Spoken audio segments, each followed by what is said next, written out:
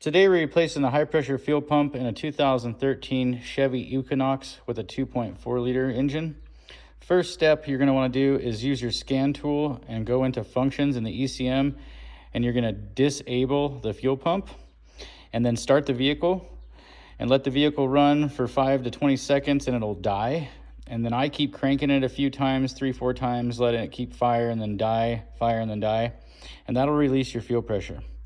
Next step is you're going to remove the air intake tube, and then you're going to remove your covers, your plug. You can see the covers there. You got the metal cover with a bolt over here on the side and a stud down here. And then you're going to remove your foam insulator. And then from there, you're going to disconnect your fuel line with this special tool, the fuel disconnects. And then you'll take a 17mm wrench and you'll disconnect this high pressure fuel line. And keep in mind, the book says to replace this line, but a lot of times I just run the vehicle afterwards and make sure we don't have any fuel leaks. And if you don't have any fuel leaks, well, you don't have to replace the line. All right, our next step is to take out the two 10mm bolts, and we'll pull this pump out and I'll show you how that goes.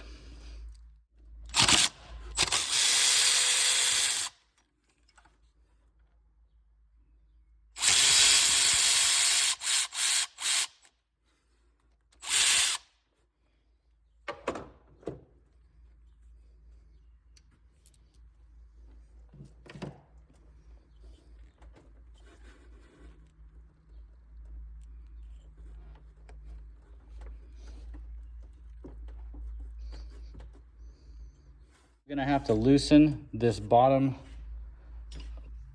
fitting on the line so that there's enough room to move the line down and get the pump out. You can see how it moved right there.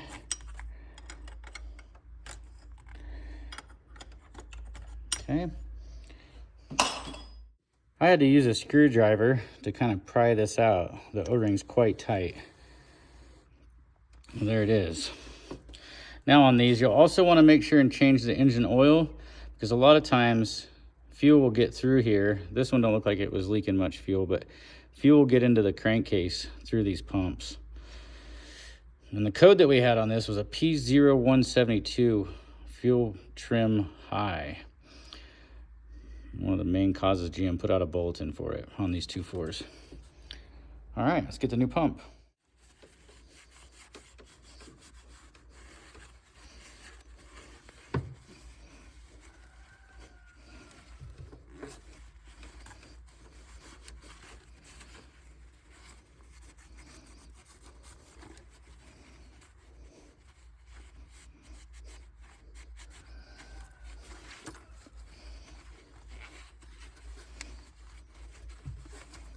I'll lube up the O-ring with a little bit of motor oil.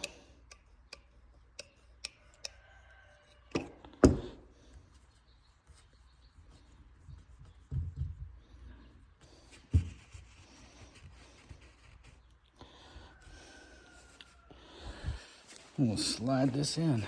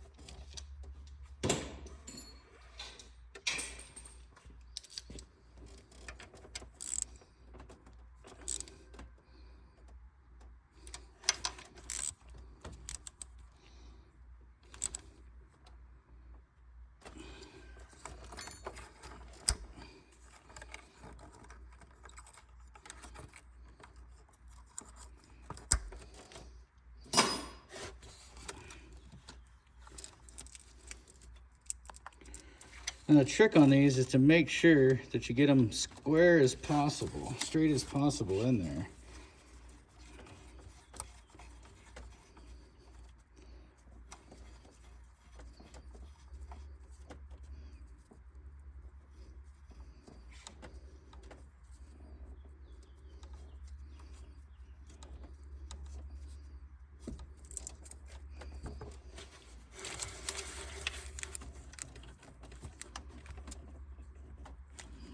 You can kind of feel it as I'm wobbling it around. I can feel it want to line up.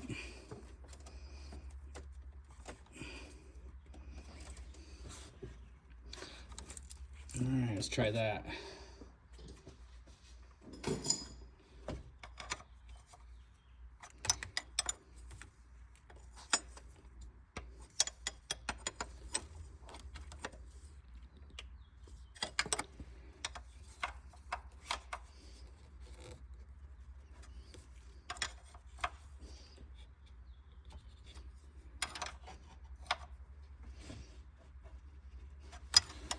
Snug them up pretty tight, and we'll double check for any kind of leaks. All right, now that we got our lines on, let's go ahead and put the insulator back on.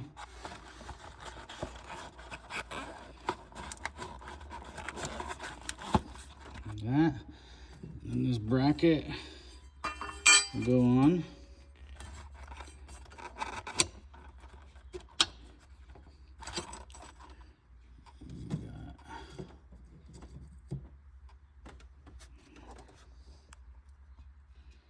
Got one bolt for this side.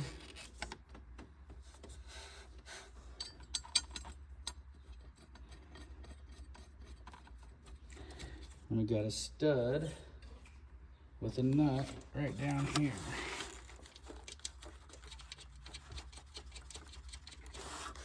All right, we'll tighten those up. And we'll put our connector on.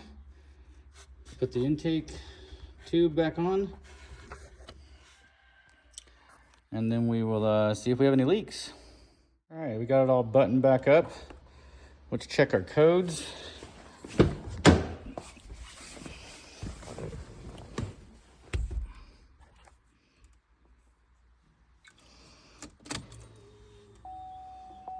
I heard the fuel pump come on when I turned the key on.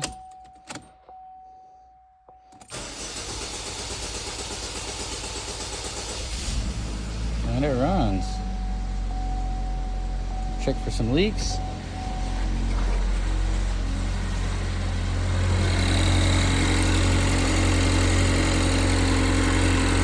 As you can see, that one's not leaking. And I don't see any drips from the other one. So obviously okay. Yeah, the manufacturer wants you to replace them, those lines, but oh, I got some fuel on that one. Let's dry it off and make sure that it's not leaking here.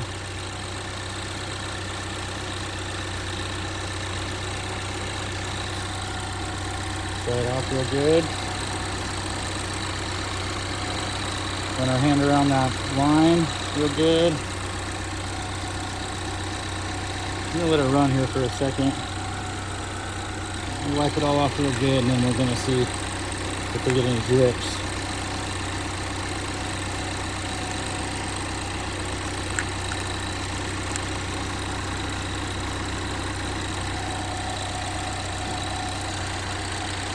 Make sure your hands don't have gas on them, they're all nice and dry. Put my hand up there, feel around the fitting.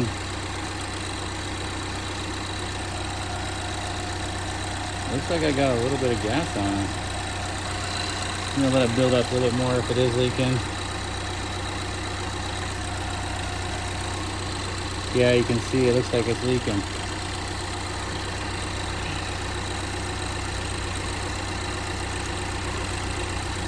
So what we're gonna have to do is take that cover back off and try to tighten that line again.